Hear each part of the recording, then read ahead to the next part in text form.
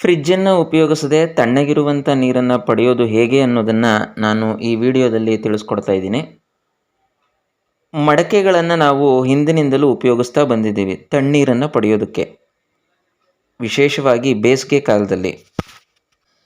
ಈ ಮಡಕೆಗಳಲ್ಲಿ ಕಣ್ಣಿಗೆ ಕಾಣದಂತಹ ಅತಿ ಸೂಕ್ಷ್ಮ ರಂಧ್ರಗಳಿರ್ತವೆ. ಈ ರಂಧ್ರಗಳ ಮುಖಾಂತರ ನೀರು ನಿರಂತರವಾಗಿ ಸಣ್ಣ ಪ್ರಮಾಣದಲ್ಲಿ ಆವಿಯಾಗ್ತಾ ಇರುತ್ತೆ. ಹೀಗೆ ಆವಿಯಾಗುವಾಗ ಆ ನೀರು ಮಡಕೆಯ ಒಳಗೆ ಇರುವಂತಹ ಆ ನೀರಿನಲ್ಲಿರುವಂತಹ ಉಷ್ಣಾಂಶವನ್ನು ಕೂಡ ಹೊತ್ತುಕೊಂಡು ಹೋಗುತ್ತೆ ವಾತಾವರಣಕ್ಕೆ.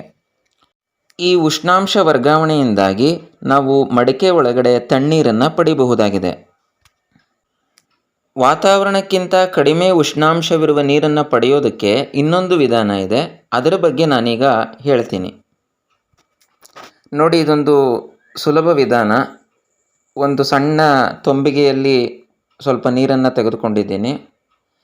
ಈ ತೊಂಬಿಗೆಗೆ ಒಂದು ಬಟ್ಟೆಯನ್ನು ಕಟ್ಟಬೇಕು. ಟೈಟಾಗಿ ನೀರು ಲೀಕ್ ಆಗದೇ ಇರೋ ಹಾಗೆ ಕಟ್ಟಬೇಕಾಗತ್ತೆ. ಬಟ್ಟೆಯನ್ನು ಕಟ್ಟಿದ ಮೇಲೆ ನಾವು ಆ ತೊಂಬಿಗೆಯನ್ನು ಉಲ್ಟಾ ಮಾಡಬೇಕು. ಆರಂಭದಲ್ಲಿ ಸ್ವಲ್ಪ ನೀರು ಲೀಕ್ ಆಗುತ್ತೆ, ನಂತರ ಯಾವುದೇ ನೀರು ಹೊರಬರೋದಿಲ್ಲ. ಈ ನೀರು ಹೊರಬರದೇ ಇರೋದಕ್ಕೆ ಒಂದು ಪ್ರಮುಖ ಕಾರಣ ಇದೆ. ತಂಬಿಗೆಯ ಒಳಗಿನ ಒತ್ತಡಕ್ಕಿಂತ ಅದರ ಹೊರಭಾಗದಲ್ಲಿ, ಅಂದರೆ ಅದರ ತಳಭಾಗದಲ್ಲಿ ವಾತಾವರಣದ ಒತ್ತಡ ಹೆಚ್ಚಾಗಿರುತ್ತೆ. ಈ ಕಾರಣದಿಂದಾಗಿ ನೀರು ಹೊರಬರೋದಕ್ಕೆ ಸಾಧ್ಯ ಆಗೋದಿಲ್ಲ. ಮಡಿಕೆಯಲ್ಲಿ ಸಣ್ಣ ಸಣ್ಣ ರಂಧ್ರಗಳ ಮೂಲಕ ನೀರು ಆವಿಯಾದಂತೆ ಇಲ್ಲೂ ಕೂಡ ಬಟ್ಟೆಯ ಸಣ್ಣ ರಂಧ್ರಗಳಿಂದ ನೀರು ನಿರಂತರವಾಗಿ ಆವಿಯಾಗ್ತಾ ಇರುತ್ತೆ. ಈ ಲೇಟೆಂಟ್ ಹೀಟ್ನಿಂದಾಗಿ ನೀರಿನ ಉಷ್ಣಾಂಶವೂ ಕೂಡ ವಾತಾವರಣಕ್ಕೆ ವರ್ಗಾವಣೆ ಆಗುತ್ತೆ.